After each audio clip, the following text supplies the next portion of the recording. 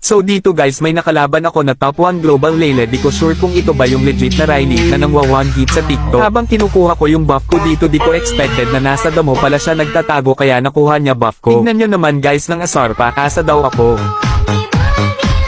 Kaya dito tinarget lock ko siya sa sobrang gigil ko. Tawa na iyak later. Pakitaan ko kayo ng freestyle guys, spawn trap pit giga kaltuk with no low.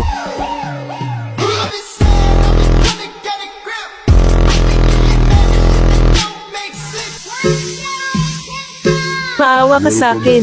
DJ Rizky Irfananda, White 69 Project, DJ Special Performance.